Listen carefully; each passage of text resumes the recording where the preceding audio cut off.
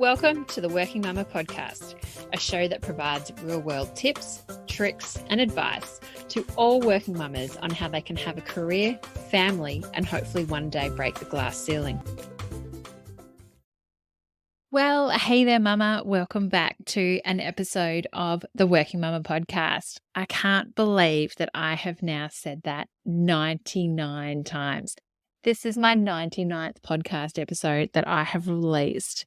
And I'm so excited that next week it's going to be the 100th. And I'm actually looking around for ideas on what to do. So if you do have any ideas, suggestions, a few people have actually said to me about doing, the collection of the 100 episodes.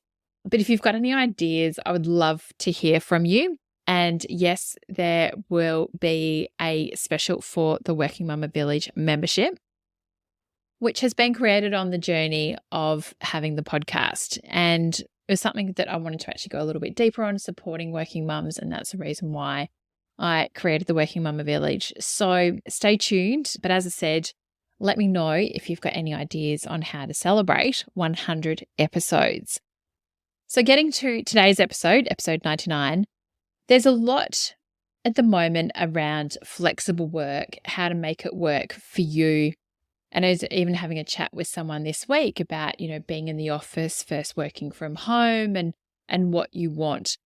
And there's so many different meanings as well around flexible work. And it's not just about the location that you work, it's certainly around time and the hours that you work as well. So I am speaking with Belinda Morgan this week on the Working Mumma podcast. And she's a flexible work expert. We go into so much. And out of this as well, she's got some really great hints and tips to help you have conversations with your employer, but also if you are a manager listening to this, also how to have those conversations with your team.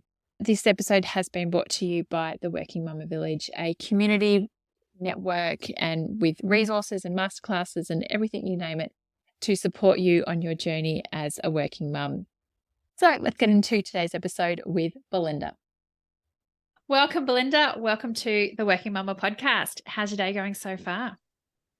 Really great. Thanks, Karina, and thanks for having me. Pleasure to be here.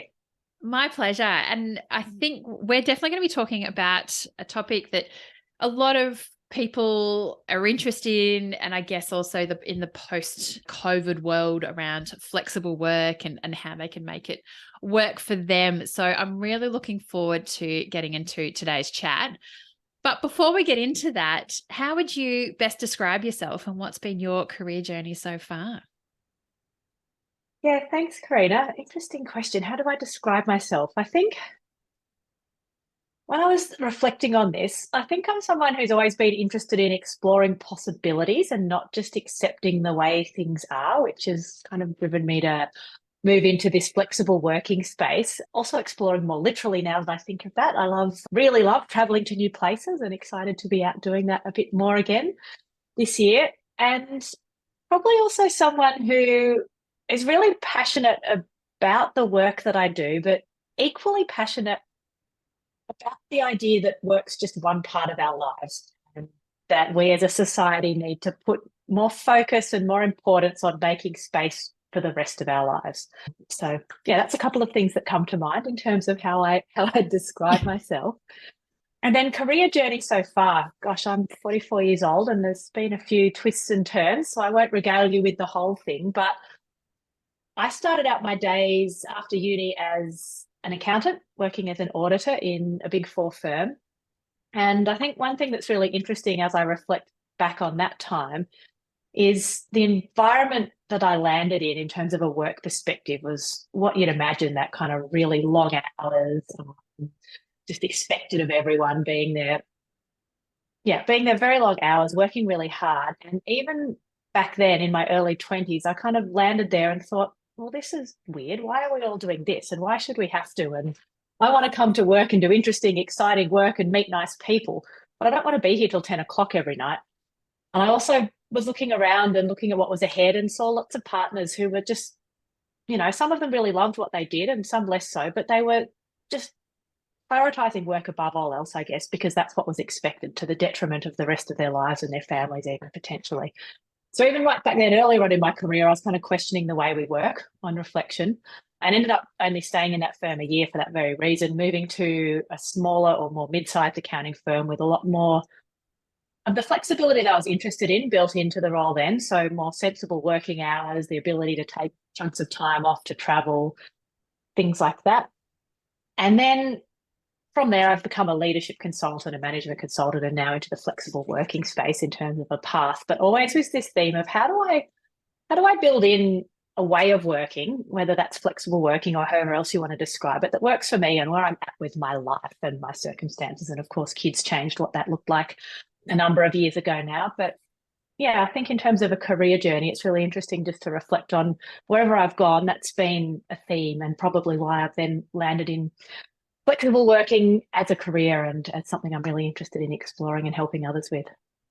It's interesting how, yeah, that has been that common theme. And from such a young age, just leaving university of like, well, do I really want to do these long hours? And it's interesting because back, over 20 years ago, that was pretty much the norm. If you're seeing your peers and the older people around you that have been there for a lot longer of actually doing the long hours and just doing the slog because that was what was expected.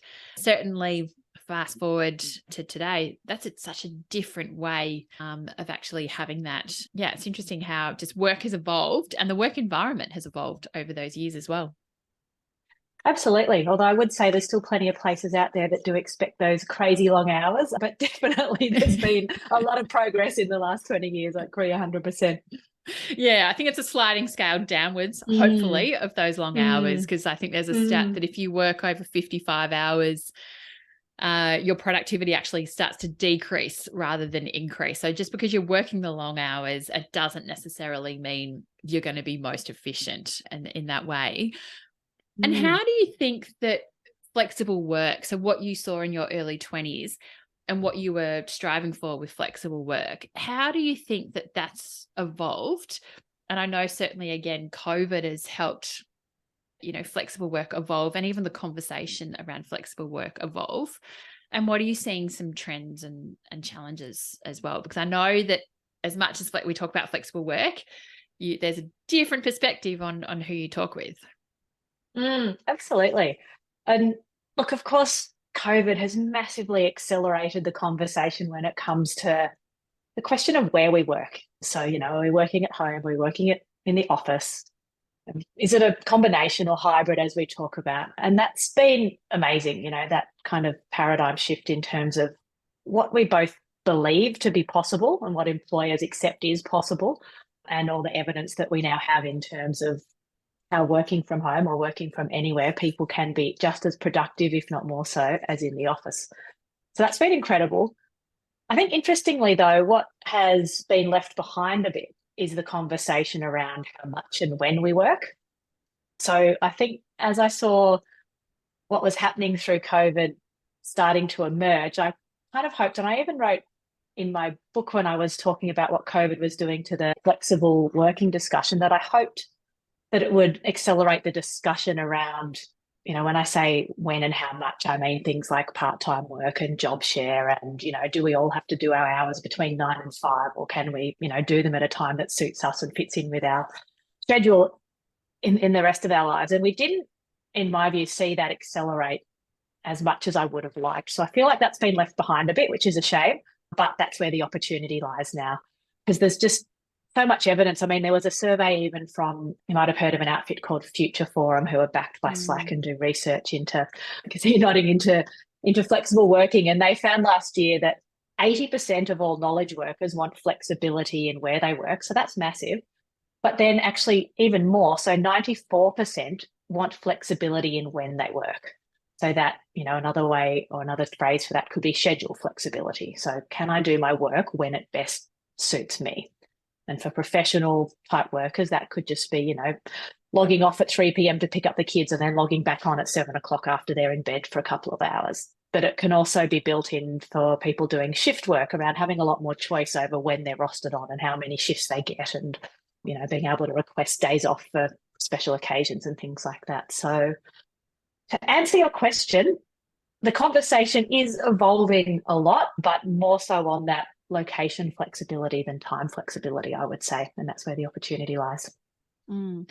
And how can people overcome then that time element? And I even know of someone recently, she left a job because she was actually getting pressured, like, right, you've got to work between these hours of 9 and 5. And she was like, well, I want to be able to take my kids off for a dentist appointment in the middle of the day, but Mm. then maybe log back on at night. And then her manager was like, no, you've got to work these hours because that's what it is. And she was trying to challenge that, but couldn't actually get a lot of support because it's not written in policies and things like that. So what do organizations and even managers need to do to actually keep up with this conversation, as what you say, around that time?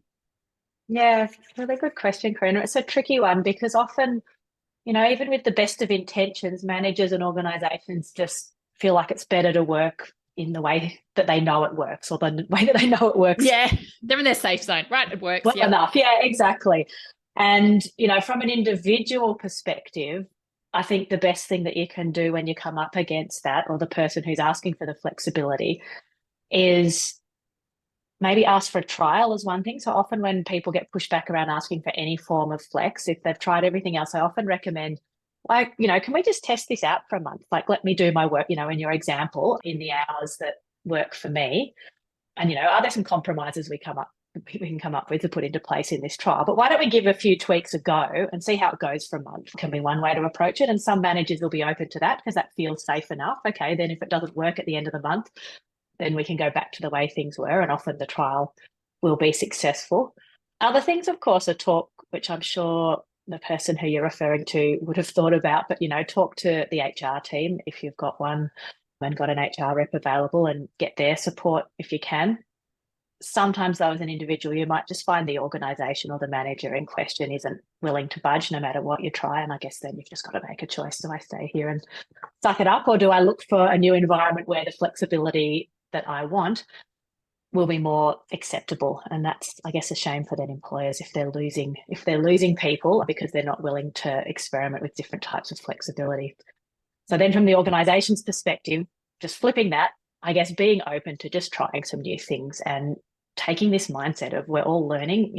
No one knows how to do flexible working perfectly yet, or what the perfect arrangement is for our organisation. Let's treat this as a bit of an experiment. Give something a go if someone wants it, and find a way that we can make it a win-win.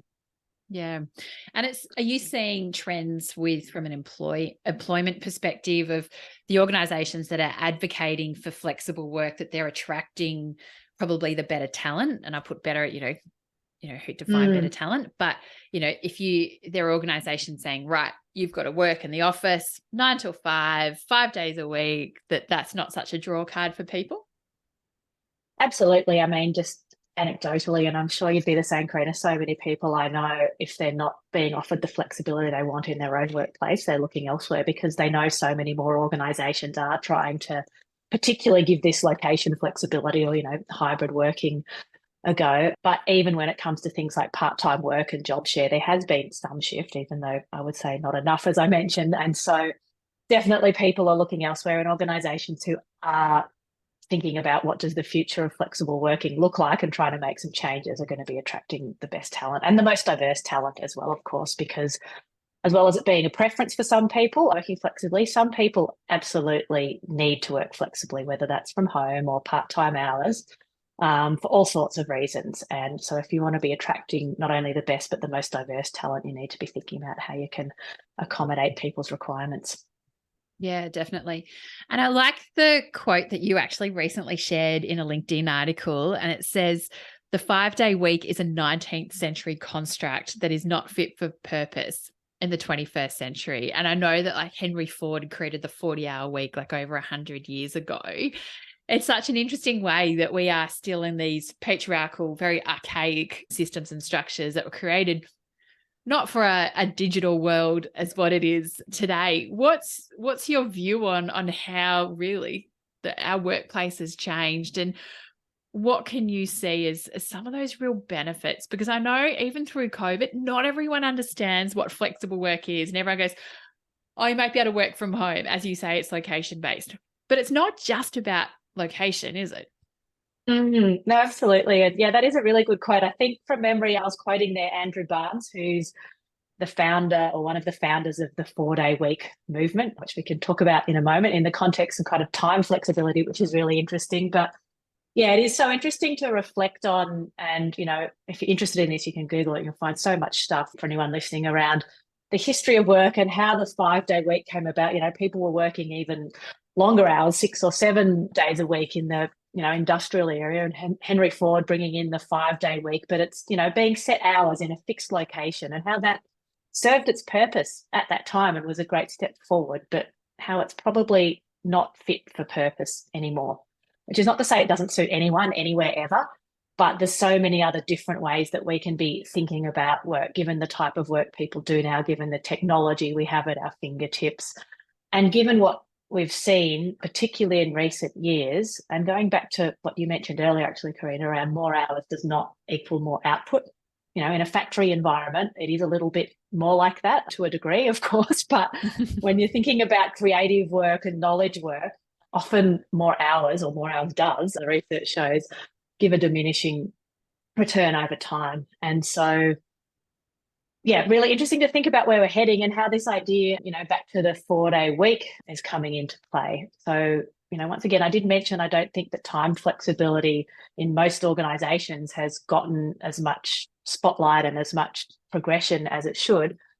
But there is this 4-day week idea that's popped up in recent years, and the 4-day week global organization is doing amazing things with helping organizations, even governments of whole countries, experiment with this idea of reducing the hours that people work from 5 days to 4, or taking 20% of their work away whilst retaining their pay.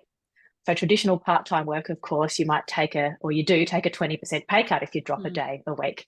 So this 4-day week concept's different in that you work 20% less, you retain your same pay on the condition that you deliver the same outputs. And all the trials have been showing across the globe now that that is perfectly possible, that organisations are either maintaining or even increasing their output when people reduce their hours by 20%, which is quite amazing. Yeah, the 180, 100, I think, you've seen it around. What about the people that are like, right, you're not working 5 days and you're getting it, like, actually then condensing that work? What about those naysayers? They're like, how is that even possible? Is it because I know even before I had kids, I worked 5 days a week. I went back to work after my first 2 mat leaves of 3 days a week, and now I've actually settled on 4, and I really like 4 as a good balance. And I've now also realized how much fat I used to have in my 5 days of like, going off for coffee, going out for lunch. And that, is it that we do have a bit of a buffer, and we know that we're maybe Friday afternoon after lunch, we're just not productive. We know that what it's like. Is it also encouraging those conversations? But what can we do against those naysayers? Like, well, you need to be here and I need to be able to see you. And what are 4 days? It's less than 5, and some of those counterclaims. It's really interesting, because I think there is an element of when we work 5 days, which is so many hours of our week, we do have a buffer, or whatever you want to describe it, built into the way we work sometimes, in that we can't actually concentrate 8 hours in a row, or even with a lunch break. And we have other things we need to do, like book a doctor's appointment for the kids, or, for ourselves, or pay a bill, or whatever other things we might need to do. And so often we'll do a little bit of that within work hours and still get the job done. It's not to say people who are doing that are being lazy. It's just the reality is, take a 10-minute break, get something done, go back to doing some work. And so there is a little bit of that kind of, there's just a buffer or a bit less productivity built in when we work 5 days, is what we see. But also just around, I don't know if the right word is habits, but what I guess is common work culture around things like meetings, and things like, are we building in focus time, and are we, looking at our emails every 10 minutes and getting distracted? And so what people or organizations who experiment with the 4-day week really focus on, and what the 4-day week global recommends, is really, as well as just, the fact that people will have more time to deal with life admin on that 5th day that they're now not working, there's also a lot to be gained by thinking about, how do we reduce meeting time? We're all spending way too much time in meetings. It's ridiculous. How do we make that more efficient? how do we use technology more mindfully to enhance the way we work rather than hinder us and distract us all the time and things like that. So I think, back to the question around the naysayers, I think most organizations and in most teams and most roles, you can achieve a lot more in a lot less time just by rethinking some of the ways that we've all worked for many, many years and thinking about how we can intentionally be more productive and design work a little bit differently. Yeah. And it's not necessarily as well about the quantity. It's also, often about the quality and the outputs that you're doing. And you could easily work 5 days a week, but are you going to be, as you said, having those same outputs? You could generally do it. I even know as I said, before I had kids, I remember Friday afternoon after lunch, I'm like, I'm done for the week, but I've got to stay here because I need to look like I'm still doing things and that. So on the 4-day week, for all the research that's been done, I know there's been some great research that's been done in both, the UK and New Zealand, and also recently research has come out in Australia. What have been some of the benefits and advantages for not only the employee, but also the employer that have trialed a 4-day week? Yeah, so many actually, which is what's really exciting about it. So there's, the business benefits for the employer around productivity. Overall, the trials are showing, as I said, that it's either that organizations are either able to maintain output or even improve it as people reduce their hours, which is really interesting. Absenteeism rates are falling dramatically. So in the recent Australian trial, I think it was 40, but I think they fell by 44% absenteeism. That's huge. Yeah, massive, which, I think, I don't know because I haven't looked into the detail behind these stats, but I imagine there's an element of there's more time to get stuff done when you've got a 3-day weekend. Also, people, and the stats do show this, burnout and stress are reducing because you're not spending so much of your life absorbed in work. And so that would be reducing the absenteeism. Resignations as well, reducing a lot. So I think it was also 44% in terms of the reduction in resignations in this Australasian trial recently. So that's some pretty massive business benefits right there. For individuals, of course, there's that, reduction in stress and burnout. I just mentioned ability to spend more time with family. So there's something they measure around work-family conflict and that having reduced significantly. Also gender equality, if we think about families and society and how that can benefit in terms of the research actually shows that men in heterosexual relationships spending more time on housework and caring responsibilities when they're part of these 4-day week trials. So yeah, so many benefits. And the other one is the environment. I've heard about, if we're all commuting less often, then there's less impact in terms of traffic and the environment as well. Now that's huge. And I remember one of the stats, as you pointed out, that really rang out for me was in that gender equality and fathers taking on more of the caring arrangements. So I'm a big believer that if you can get the mental load and have better balance at home, that also then transcends into workplaces, and because then they realize and acknowledge the caring arrangements, and certainly having that better equality makes such a big difference. So I guess these 4-day weeks, often when we think about flexible work, we instantly think working mums. But interestingly, throughout these trials, it's both men and women doing these trials, isn't it? Men and women, and of course people who aren't parents, because once again we often think working mums, and then if we extend that, they may be working dads too. But as I mentioned earlier, there's so many reasons everyone wants to have some flexibility, and there's so many reasons many people need to have some flexibility. And so yeah, these trials really impacting everyone across whole organizations. It's really, really great to see what that can drive. And there's that immediate kind of gender equality piece at home, but I also think over time what we'll see is if men have more time and encouraged more to do more of the stuff at home, then of course that frees up women to be able to put more effort into career as well. If they've been taking on the whole load and suddenly have less, yeah, hopefully that then plays out in terms of people being able to equally contribute in the more senior level roles, and the following impact on gender equality there. Yes, that'd be amazing. That in 5 years, even in a couple of years' time, we're talking about this, and we certainly are able to have that in there.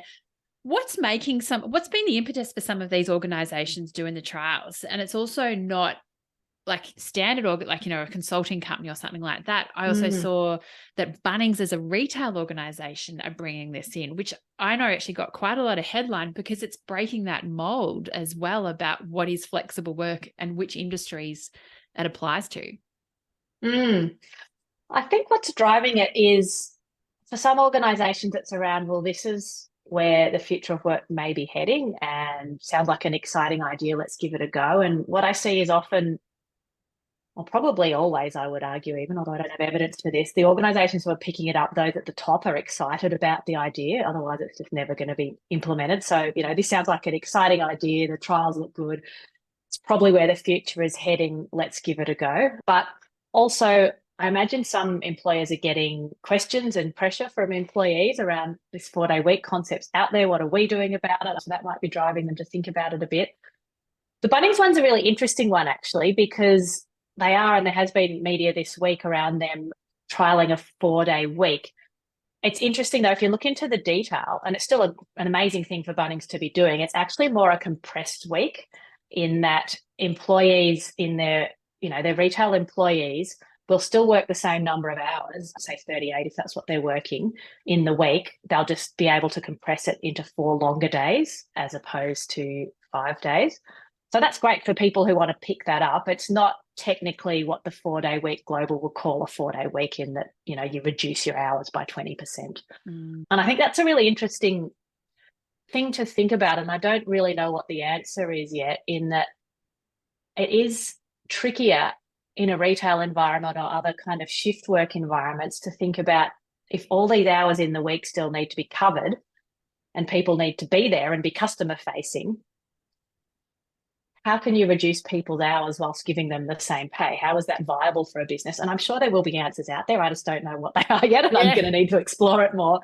Versus what we were talking about earlier in more, office-based or professional or whatever you want to call it environments where we can find ways to deliver the same outputs and not be there as much time, just set it up that we're not there on a Friday and that's fine. So yeah, really great that Bunnings is trialing this. I'm not trying to dish what Bunnings is doing. I think that's incredible for the people at Bunnings who would prefer this compressed work week option to spreading their hours out across the week. But there is still this kind of disparity between what's possible or what seemed to be possible in those environments versus in an office-based environment. Yeah, and it's interesting about how they've got the headline, but yeah, as you say, once you read the detail, it's not always necessarily there. Are there some other industries that you're noticing that there is a trend there? And is that driven obviously by employees, but they're also trying to do it as an employer branding and attraction method as well? I've seen a number of professional services organisations trialling 4-day weeks or even 9-day fortnights. So Grant Thornton in Australia, who's a accounting firm, in the process or in the middle of a 9-day fortnight trial, which is a similar concept. And I think that's really exciting because, and I've worked in professional services organisations most of my career actually, and what I've seen is this mindset often around, well, clients won't accept that we're not here every day of the week, so therefore it's just not possible. Let's not even consider the idea of, part-time, or if you go part-time, maybe you can't be on the biggest high-profile projects because the client's not going to like it.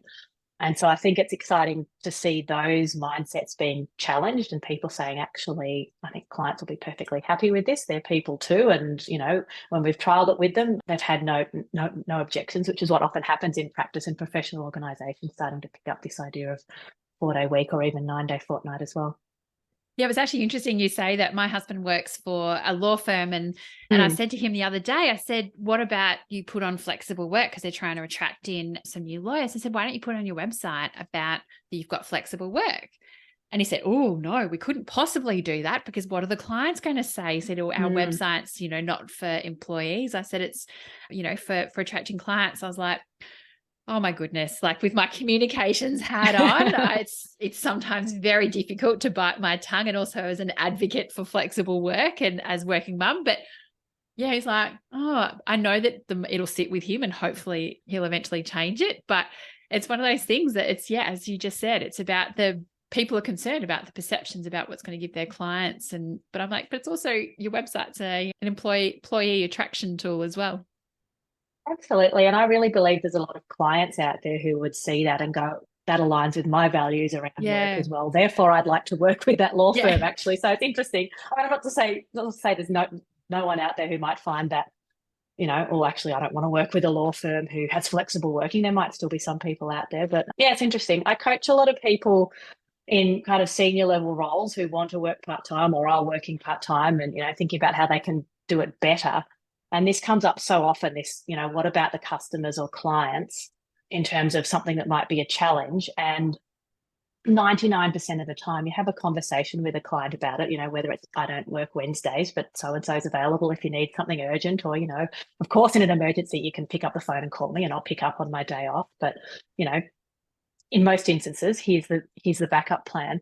And clients being so open to it is what we see in almost every single circumstance, or even, appreciating, oh, I really know a little bit more about your life now, the fact that you do X, Y, and Z on a Wednesday, whether it's care for kids or, work for a charity, or it can actually even strengthen the relationship rather than have it deteriorate. So yes, a big one that needs to be challenged more, I think.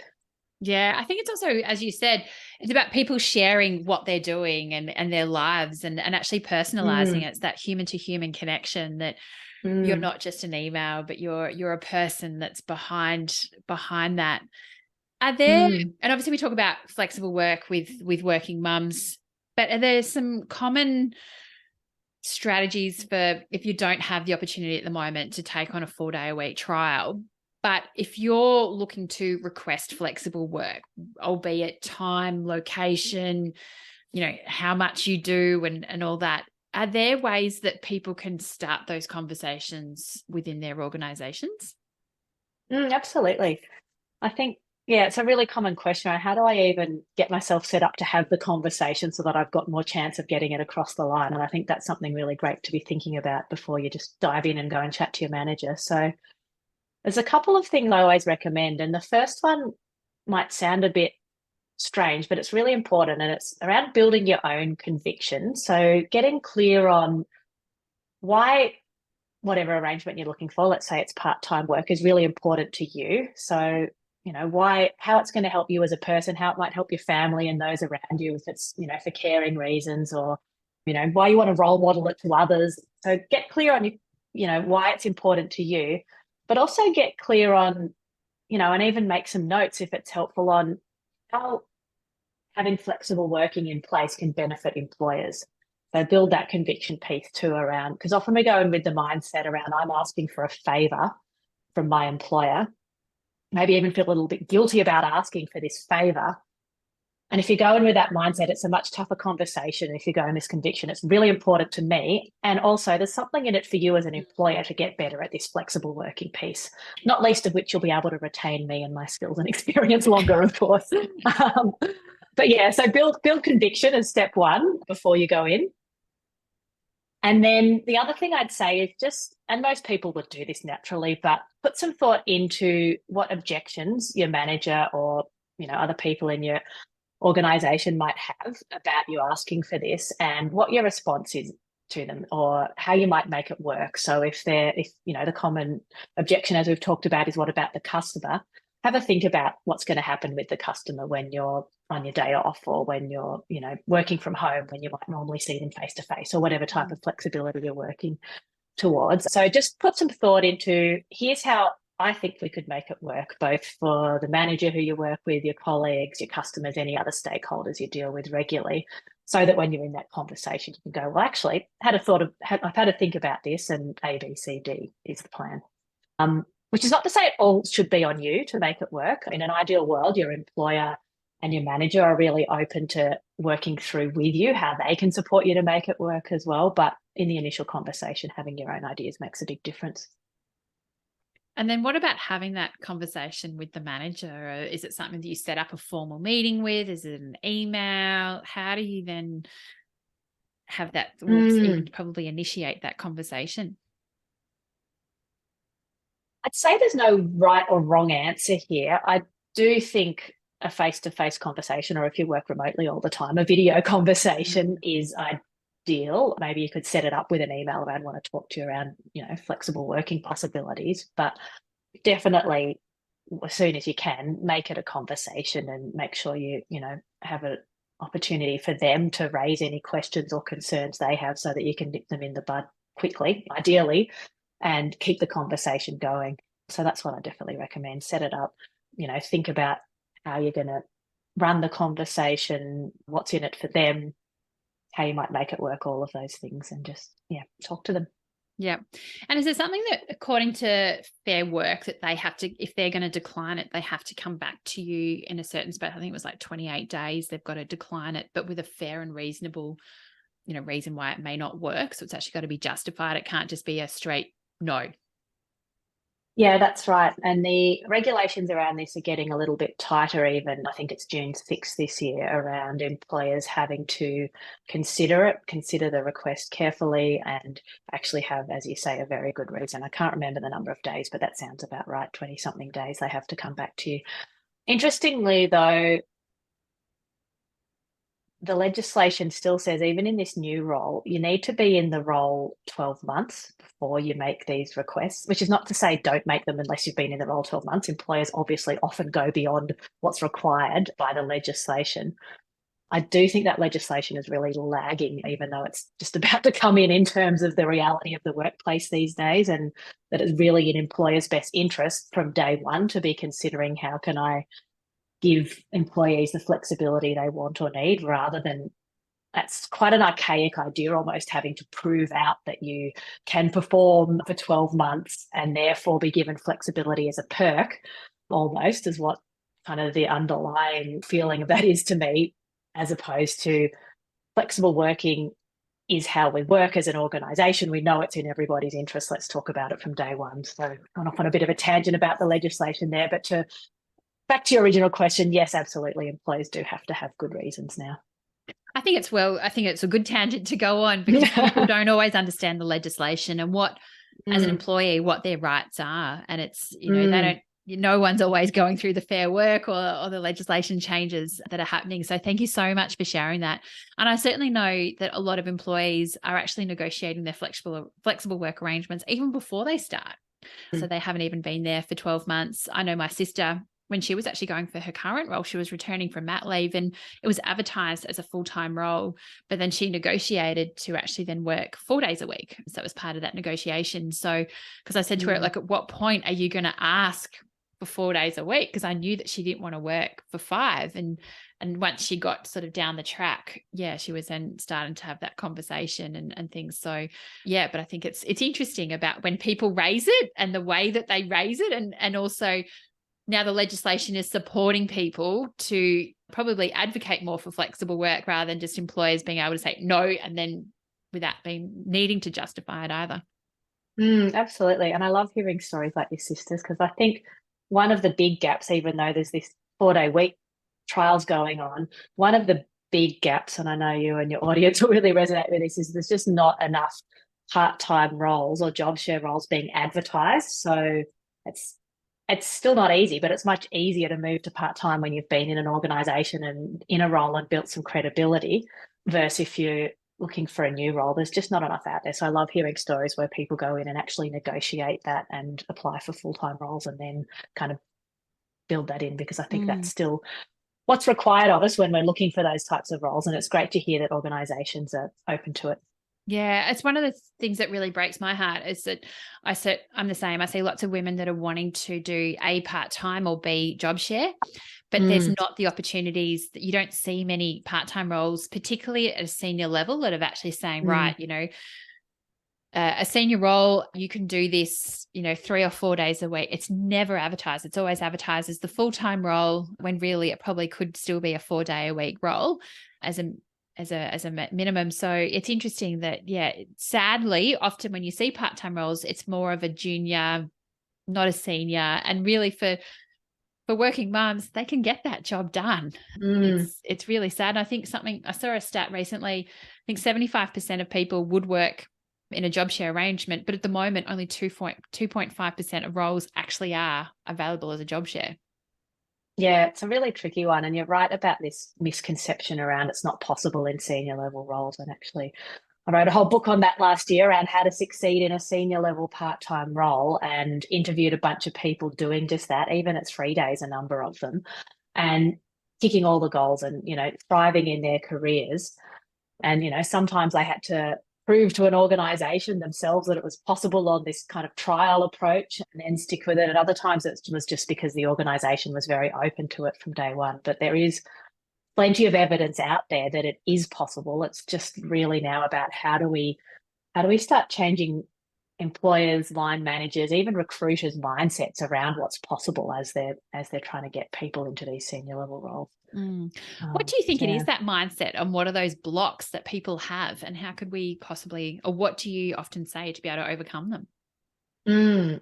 I think there's a really interesting one around, a lot of people have this idea that if you're part-time, you're probably part committed as well, that you care about your career less than your full-time peers, which in nearly all cases is just absolutely not true. Just because you want to work less hours a week to do other things with your time doesn't mean you don't care about your work in the hours that you are working.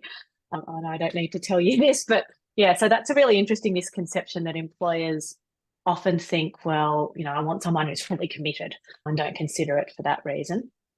Another one is it's not possible misconception. So without having seen evidence of people being able to succeed part-time or job share in senior level roles, they just assume it's not possible.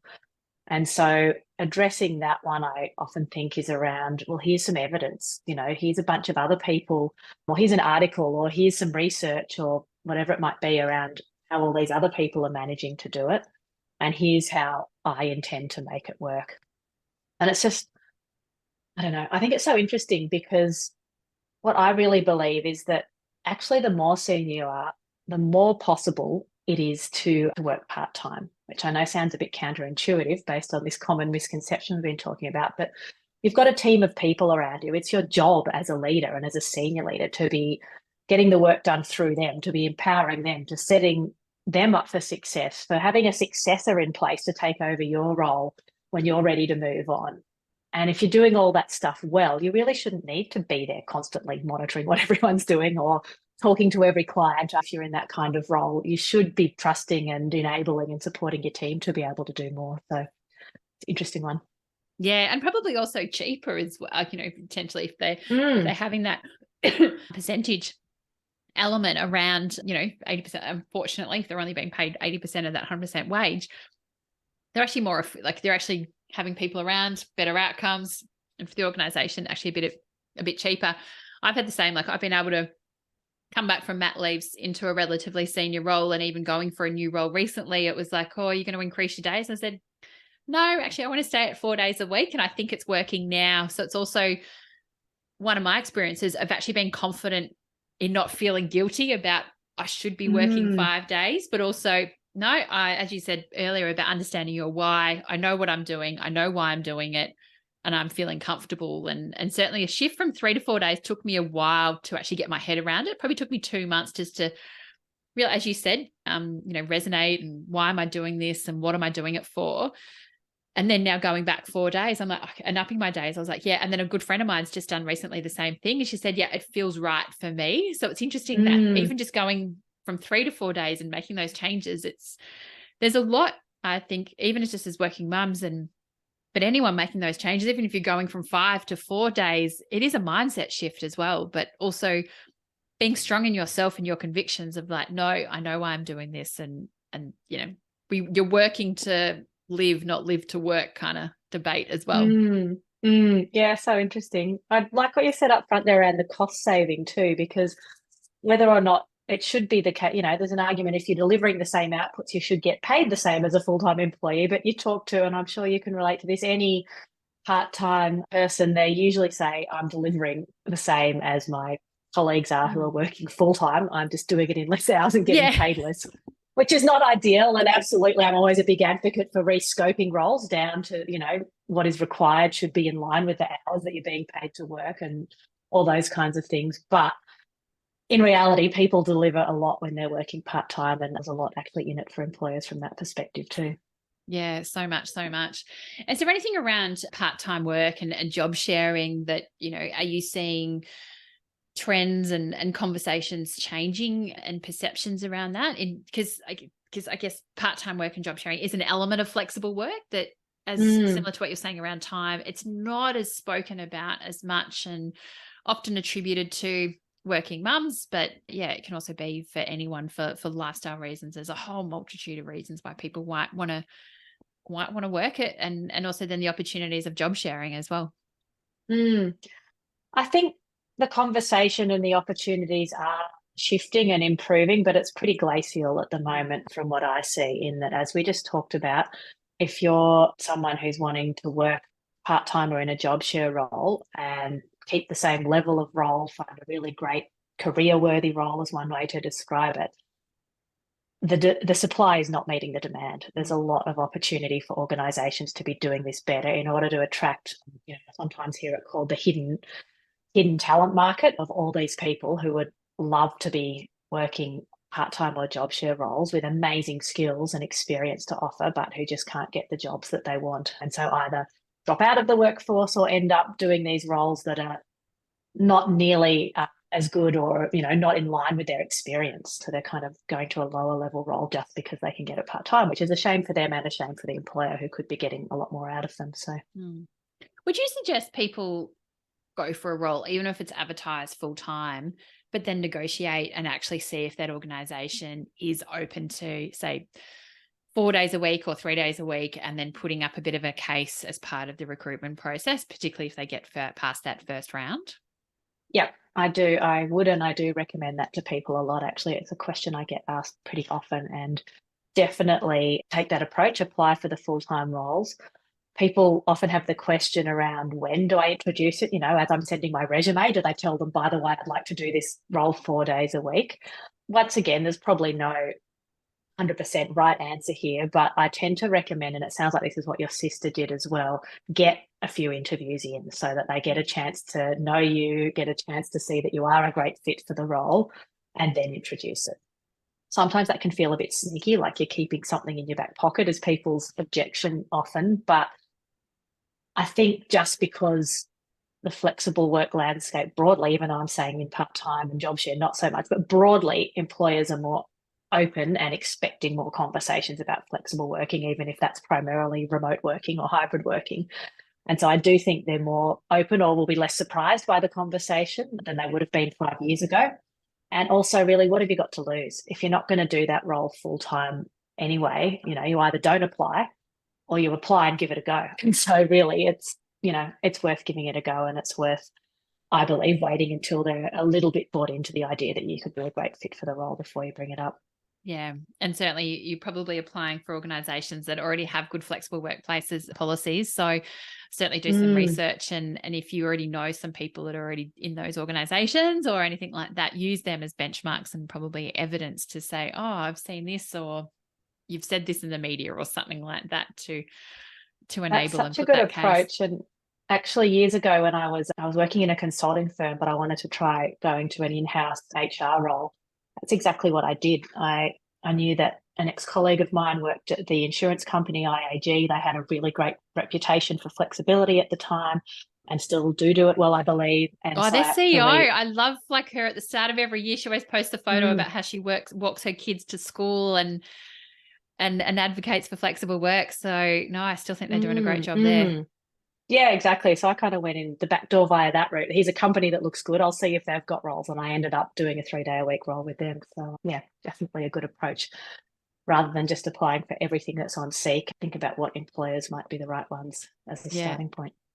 Fantastic. Now, Belinda, is there anything else you wanted to, hints, tips, advice, anything else you wanted to share relating to flexible work, part-time work, job sharing, anything else like that? I know we could probably talk about this on for hours, but you think that would be of interest?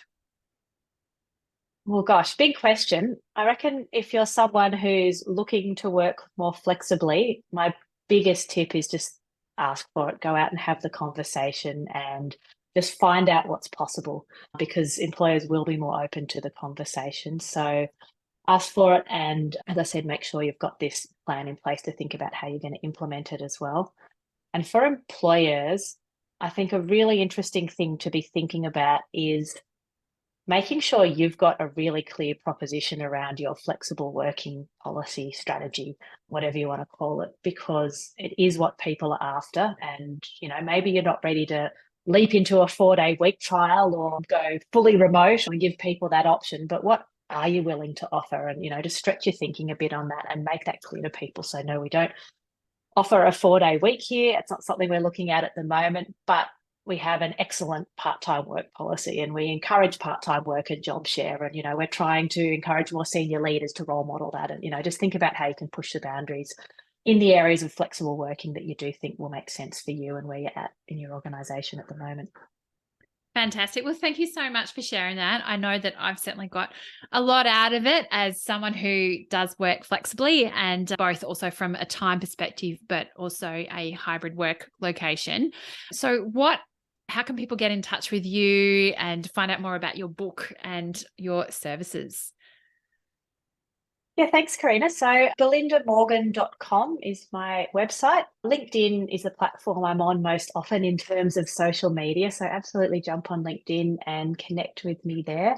Otherwise, if you wanted to drop me an email at any time, it's belinda@belindamorgan.com. No, fantastic. Love And to you've hear got from you. information about your book as well that you've been speaking about on the website? Yeah. So it's called Solving the Part-Time Puzzle. And as I mentioned, it's all about how to succeed. It's really a practical guide to succeeding in a senior level part-time role.